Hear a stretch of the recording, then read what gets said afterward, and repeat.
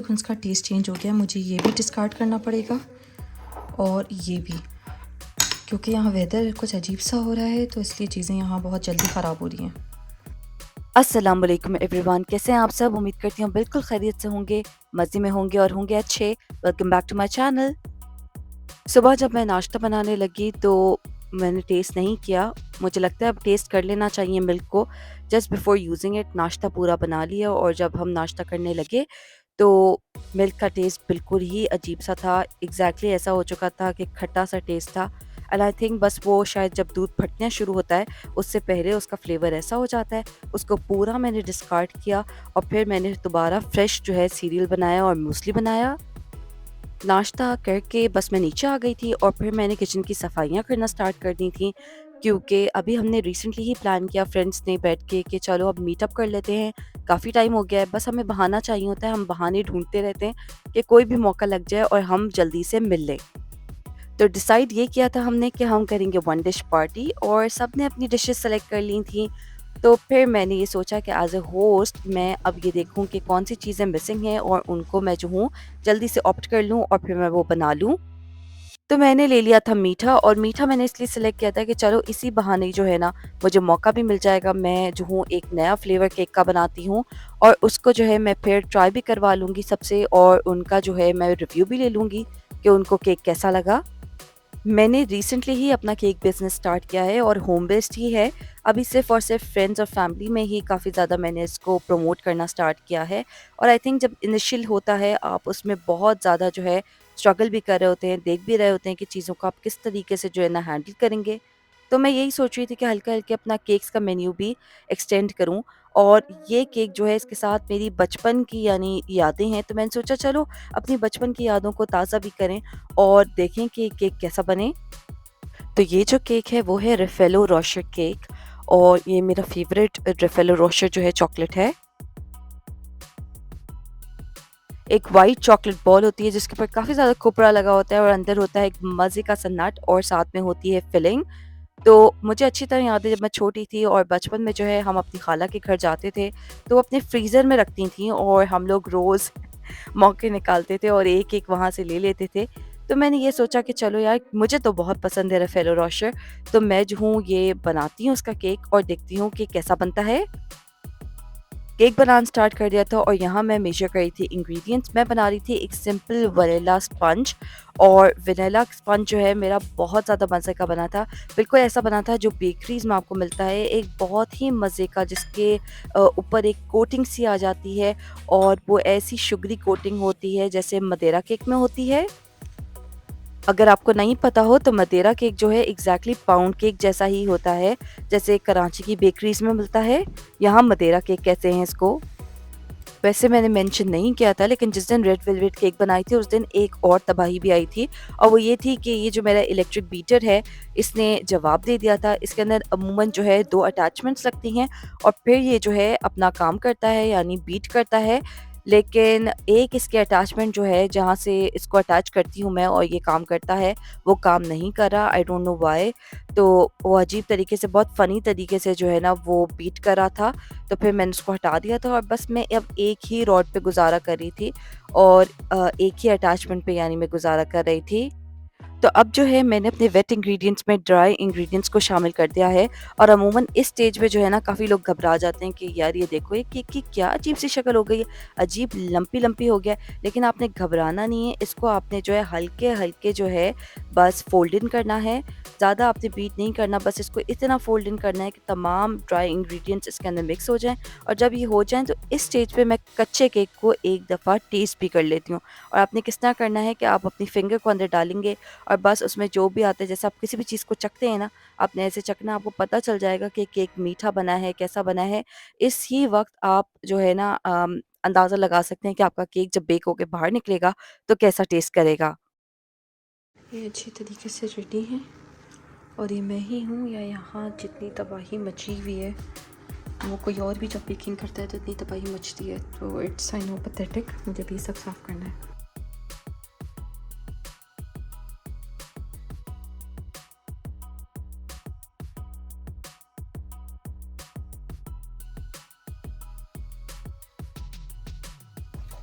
Cake bake होने के लिए रख दिया था और साथ ही अब मैंने जो है डिशेस को वॉश करना शुरू कर दिया था। अमूमन जब भी मैं केक को बेक करने रखती हूँ, मैं किचन से हिलती भी नहीं हूँ, किचन से कहीं नहीं जाती, किचन में ही दूसरे कामों में लग जाती हूँ। केक जो है बस नज़रों के सामने बेक होता रहे। तो अमूमन ये केक जो है वो 30 मिनट्स में रेडी हो जाता है। तो बस अब मैं यहाँ किचन साफ़ कर रही थी, सारे बर्तन जितने भी होते हैं बेकिंग के वक़्त तो कितने निकलते हैं मुझे अंदाज़ा ही नहीं होता। और बस ये तमाम बर्तन धोने के बाद जो है मैं केक के ऊपर नज़र रख रही थी। ऊपर से जो है अब केक काफ़ी ज़्यादा जो है ब्राउन होना शुरू कर दिया था, इसलिए मैंने जो है उसके ऊपर एल्युमिनियम फ़ॉइल डाला है। इस तरह आपका केक जो है ज़्यादा ब्राउन नहीं होता और जो है बिल्कुल अब ये केक्स मेरे बेक हो चुके हैं, तो मैंने इनको बाहर निकाल लिया है। साथ ही साथ जब केक ठंडा होना था तो फिर मैंने जल्दी से जो है घर साफ़ करना शुरू कर दिया था और अगले दिन फ्रेंड्स आ रहे थे तो सोचा कि जितनी ज़्यादा डीप क्लीनिंग कर सकती हूँ कर लूँ। ये वैक्यूम काफ़ी हेवी ड्यूटी है और बहुत भारी है, इसको करने में मेरी अच्छी खासी मेहनत लग जाती है, लेकिन इससे सफाई बहुत ज़्यादा अच्छी हो जाती है।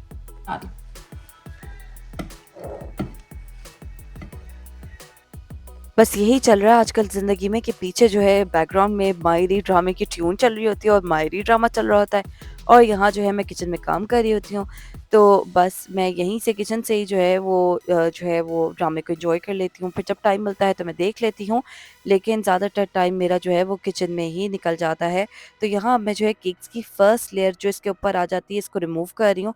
बिल्कुल स्ट्रेट आप नाइफ रखें और जो है बस इसको आगे लेते जाएँ तो जितनी भी ऊपर की जो कोटिंग होती है ना, जो हार्ड सी होती है, वो सारी उतर जाती है बिल्कुल एक लाइन में सीध में। इस फर्स्ट लेयर को जो है जिसको हमने रिमूव किया है इसको वेस्ट नहीं करना चाहिए। मैं तो अक्सर खा लेती हूँ, वरना ये होता है कि जो है अगर नहीं खाती तो इससे केक पॉप्स बना लेती हूँ या इसके क्रम्स जो है मैं फ्रीज़ कर देती हूँ और फिर यूज़ कर लेती हूँ जब भी मैं कभी इसको कुछ बना रही होती हूँ और उसमें मुझे केक के थोड़े से पीसेस चाहिए होते हैं। अच्छी तरीके से जो है मैंने वार्म किया था मिल्क को और अब मैं जो है ब्रश की हेल्प से जो है वो सोक कर रही हूँ स्पंज को और साथ ही मैंने इसके ऊपर लगा दी है फ्रॉस्टिंग।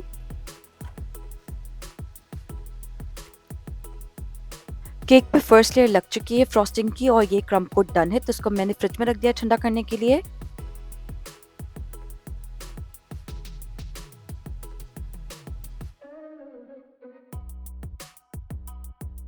जब तक केक ठंडा हो रहा है फ्रिज में और मुझे उसकी सेकंड लेयरिंग करनी है, मैंने सोचा चलो मैं दाल को भिगो देती हूँ। तो जितनी भी मुझे दाल नज़र आई बस मैंने उसको भिगो दी है और साथ ही मैं जो हूँ अब प्याज कट कर रही हूँ ताकि दाल के लिए जो है मैं मसाला रेडी कर सकूँ। यहाँ मैं बना रही थी ढाबा स्टाइल चना दाल और ये बहुत ही ज़्यादा डिफरेंट बनती है, बहुत मज़े की बनती है। इसकी ख़ास बात ये होती है कि इसके अंदर जो है डलता है आलू बुखारा और आलू बुखारा डालने की वजह से एक बहुत ही इसमें जो है ना खट्टा मीठा मज़े का सा फ्लेवर आता है। रेसिपी मैं डिस्क्रिप्शन बॉक्स में डाल दूँगी, आप वहाँ से जाके देख सकते हैं। दाल का मसाला मैंने रेडी करने के लिए रख दिया था, दाल बॉयल भी हो रही थी और बस मैं जो हूँ यहाँ जल्दी-जल्दी जो कपड़े सूख गए थे उनकी थप्पी बना रही थी और अब ये तमाम कपड़े जो हैं मैंने ऊपर लेके जाने हैं, वार्डरोब में वापस रखने हैं। सिंपल सा सालन बना लिया है बच्चों के लिए और ये दाल जो है तकरीबन रेडी है, इट्स रेडी। टेबल कवर्स हैं यानी टेबल रनर्स हैं, मेरे पास सेट ऑफ 2 हैं, मैंने दोनों को आयरन कर लिया अच्छी तरीके से, सो दे आर नाउ रेडी।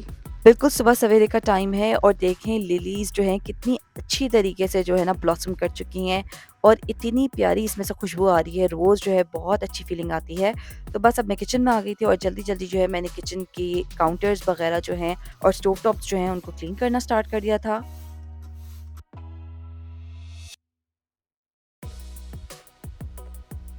शाम में आना था फ्रेंड्स ने वन डिश पार्टी के लिए, तो मैं चाहती थी किचन अच्छा खासा क्लीन हो क्योंकि मुझे पता था उन्होंने खाने भी गर्म करने हैं और जो भी वो डिशेस घर से लेकर आएंगी उसको सर्व भी करना है। तो I just wanted to make sure कि हर चीज़ बहुत अच्छी तरीके से जो है ना साफ़ सुथरी हो। ये अलग बात है कि जब हमारी पार्टी स्टार्ट हुई और वन डिश पार्टी हम लोग करने लगे तब खूब तबाही आ गई थी किचन में, लेकिन फिर फ्रेंड्स ने बहुत ज़्यादा हेल्प की थी और किचन साफ़ भी करवाया था और बर्तन भी रखवाए थे। तो ये हैं चिकन के सारे और पीसेस, ये हैं जैसे नेक के, ओ सॉरी, बस के अंदर मैं डाल रही हूँ 1 अदद तेज़ पत्ता, आप अगर चाहें तो आप 2 भी डाल सकते हैं, मैं यहाँ डाल देती हूँ 3 और थोड़ी सी मैं इसमें डालूँगी ब्लैक पेपरकॉर्न्स, इतने डाल दूँ।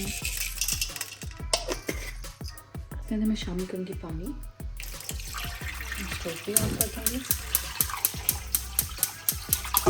खूब अच्छा पका है और ये बहुत ज़्यादा गर्म है, इसमें से बहुत ज़्यादा धुआं निकल रहा है और ये बहुत ज़्यादा कंसनट्रेट हो गया। अगर देखें ना, इट्स फुली कंसनट्रेटेड। तो अब इसको तो मैं यहाँ बना रही थी चिकन कॉर्न सूप, और चिकन कॉर्न सूप भी मैं क्यों बनाई थी, इसकी बहुत ज़्यादा मज़े की कहानी है। चिकन के काफ़ी सारे ऐसे ऑड से पीसेस होते हैं जो घर में कोई भी नहीं खाता, और शुरू से ही आदत है, जब से मेरी शादी हुई है मेरी मदर इन लॉ जो हैं हमेशा ये पीसेस अलग कर लेती थी और हम इनको पैकेट्स बना के फ्रीज़ कर देते थे। फिर इसको यूज़ करते थे जब हमें कोई चिकन के सैंडविचेस बनाने होते थे, तो इसको बॉयल कर लें, इसकी यखनी को अलग कर लें और चिकन के सैंडविचेस बना लें बॉइल्ड चिकन से। या फिर ये है कि इसको हम सूप में यूज़ करते थे, और सर्दियों में आई थिंक ये बहुत ही बेस्ट रहता है, आपको एक्स्ट्रा चिकन यूज़ नहीं करनी पड़ती। ये जो पीसेस होते हैं ये बहुत अच्छे तरीके से जो है ना वो चिकन के सूप को बनाने में हेल्प करते हैं, और इसमें आई थिंक ज़्यादा फ्लेवर भी होता है। तो यहाँ जो है मैं सूप के कॉन्डिमेंट्स रेडी कर रही थी, जिसमें है हॉट सॉस और साथ में सोया सॉस, और इसके लिए मैं एक और चीज़ रेडी कर रही थी जो है विनेगर के अंदर डिप्ड हरी मिर्चें। बहुत ज़्यादा अच्छी लगती हैं ये। तो हरी मिर्चों को बिल्कुल फाइनली कट कर लिया है मैंने और इसको विनेगर में डिप करके रख दिया है। तो इससे क्या फ़ायदा होगा कि ये जब बिल्कुल पिकल्ड हो जाती है ना, तो ये बहुत ज़्यादा मज़े की लगती हैं सूप के अंदर।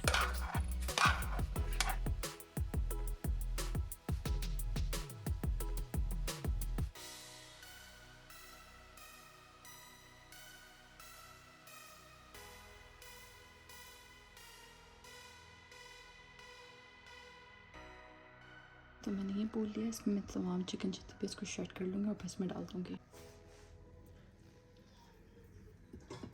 श्रेडेड चिकन को जो है अब हम सूप में शामिल कर देंगे। कर देंगे नमक, तो मैं आज के अंदर नमक शामिल करेंगे। इसके अंदर पानी, अब इसके अंदर हम शामिल कर देंगे थोड़ा सा और पानी। नमक आप अपने टेस्ट के अकॉर्डिंग डाल दें। और अब मैं जो है इसके अंदर शामिल कर रही हूँ चिकन पाउडर, और मैंने 1 टेबलस्पून चिकन पाउडर लिया। इसको पानी में घोल के आपने डालना है, डायरेक्टली नहीं डालना, वरना जो है गुठलियाँ बन जाएंगी या लम्स बन जाएंगे। अगर आप चाहें तो आप इसकी जगह चिकन के जो क्यूब्स होते हैं, यानी कनौर के क्यूब्स होते हैं या मैगी के होते हैं, किसी भी ब्रांड के, वो भी यूज़ कर सकते हैं। लास्टली मैंने 1 कप स्वीट कॉर्न लिया था, आप कोई भी स्वीट कॉर्न ले सकते हैं, और आपने जो है उसको ब्लेंड कर लेना अच्छी तरीके से और फिर इसके अंदर शामिल कर देना है।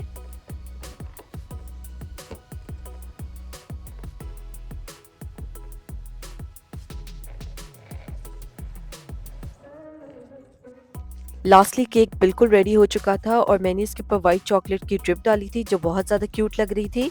अमूमन रेफेरो रोशर केक जो होता है वो ऑल अबाउट जो है बाउंटी इफेक्ट होता है, तो इसके ऊपर बहुत ज़्यादा खोपरा भी डलता है, और अक्सर बेकर्स जो हैं इसकी पूरे केक को जो है कोट कर देते हैं बाउंटी में। और मैं जो हूँ ज़रा केयरफुल थी, मैं चाहती नहीं थी मैं ज़्यादा खोपरा डालूँ वरना बच्चे बिल्कुल नहीं खाएंगे, और स्पेशली मेरी बेटी तो बिल्कुल भी नहीं खाएगी। इसलिए मैंने जो है जितना भी इसमें खोपरा था या इस तरह श्रेडेड कोकोनट था वो मैंने सिर्फ टॉप पे डाला था। एक ज़माने में जब मैं बेकिंग नहीं करती थी तब मुझे ज़रा ज़्यादा ईज़ी लगता था, मुझे सिर्फ पिक्चर्स लेनी होती थी और फिर मैं उस पे पूरी मेहनत करती थी। अब मुझे दोनों काम करने पड़ते हैं, मुझे केक भी बनाना पड़ता है और फिर बाद में मुझे उसके लिए पिक्चर्स भी लेनी पड़ती हैं और इसके लिए टाइम निकालना पड़ता है। तो जी केक हो गया था बिल्कुल रेडी, और अब मैं लग गई थी लास्ट बिल्कुल कामों पे। तो यहाँ मैं बना रही थी हॉट सॉस जो है वो सूप के लिए, और ये बहुत ज़्यादा मज़े की हॉट सॉस होती है। अगर ये हॉट सॉस हो ना तो आपका सूप जो है ना, बस समझें उसके 4 चाँद लग जाते हैं। सबसे पहले आपने पैन जो है वो गरम कर लेना है, और बिल्कुल हल्की आंच पे हो कि आपने सिर्फ ड्राई रोस्ट करना है। तो आपने ले लेना है रेड चिली पाउडर और रेड चिली फ्लेक्स, उसको जो है आपने अच्छी तरीके से ड्राई रोस्ट करना है। इसके अंदर मैंने शामिल कर दिया है टोमेटो केचप, और लास्टली इसके अंदर आपने शामिल करना है हॉट सॉस। आप किसी भी ब्रांड की हॉट सॉस यूज़ कर सकते हैं। इसको अच्छी तरीके से मिक्स करें और फिर किसी भी बोल में इसको निकाल लें। लास्टली आपने इसके अंदर भी विनेगर शामिल कर देना है और ये बिल्कुल लिक्विड सी बन जाएगी, और बस फिर आपकी हॉट सॉस रेडी है। ये बहुत ज़्यादा मज़े की होती है। बाद में जब ये बच जाती है ना, और जब इसका विनेगर एवापोरेट कर जाता है, तो मैं अक्सर इसको जो है सैंडविचेस वगैरह में भी यूज़ करती हूँ, बहुत ज़्यादा मज़े की लगती है। तो यहाँ टेबल भी मैंने सेट कर ली थी, और मुझे जो भी समझ आया था यूटेंसिल जिसमें मैं सर्व करना चाहती थी, मैंने वो रख दिया था। आप इसी तरह किया करें, टेबल पे हर चीज़ जो भी आपको समझ आए ना बस रख दिया करें। वो बात की बात है कि अगर आपको कोई डिश नहीं चाहिए आप उसको वापस भी रख सकते हैं। होना स्टार्ट हो गया है, और यहाँ है कॉर्नफ्लोर, ये मैं डालूँगी इसके अंदर और फिर एक अंडा डालूँगी एंड में। बस रेडी है फिर सूप। तुम्हें कितनी बार बताया, जाओ जाओ जाओ कम। माशाल्लाह माशाल्लाह, तुमने क्या खुद बनाई है? तो अब जो है शाम हो चुकी थी और मेरे तमाम फ्रेंड्स घर आ चुके थे और जब फ्रेंड्स आ जाते हैं तो बस हमारे अंदर जो है ना इतनी एनर्जी आ जाती है कि बस बहुत ज़्यादा इंजॉय कर रहे थे और मैं यहाँ खाने भी गर्म कर रही थी जो लेकर आए थे।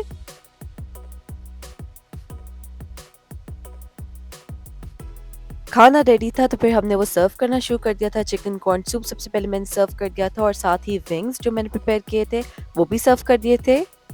मेरे साथ हमेशा ये होता है कि जब भी मेरी फ्रेंड्स मेरी तारीफ़ कर रही होती हैं तब मैं वीडियो बना ही नहीं रही होती। तो अक्सर मैं उनसे कहती हूँ कि दोबारा रिपीट करो और मैं यहाँ इनसे यही कही थी कि भाई अगर तारीफ़ की तो अब दोबारा रिपीट करो क्योंकि मुझे इसको रिकॉर्ड करना है।